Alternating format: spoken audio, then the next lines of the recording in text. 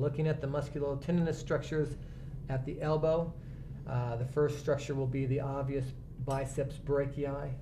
We will go above the cubital fossa or antecubital crease, and we will just go mid-shaft and resist elbow flexion and say, don't let me move you, and we can palpate this big muscular structure.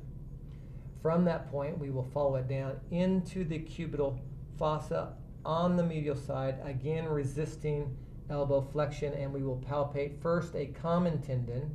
Then at the cubital fossa, it will split into two tendons. One on the lateral side will be called the bicipital tendon. On the medial side, it will spread out and become more flat in nature, and that is called the bicipital aponeurosis.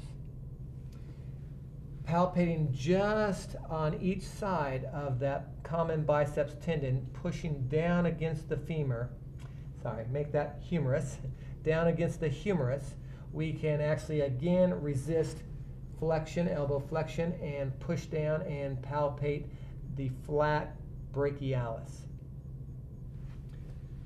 Turning the patient's forearm into mid-pronated supinated position and resisting elbow flexion again, we can palpate mid-shaft of the forearm and radius, and we can palpate the brachioradialis. So go ahead, don't let me move you, and it pops up. This is sometimes called the medial wad. This structure separates the lateral or extensor muscles from the medial or flexor muscles. So the brachioradialis is actually an obvious one to palpate.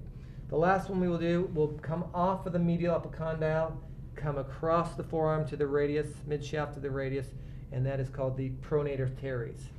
We do that by resisting the patient pronating, and we will be actually palpating it from the cubital fossa distally. Because it crosses this direction, we will be able to feel the superior border of that pronator teres. So don't let me move you. And we can actually feel the muscle coming across this way, and we can strum it in that direction.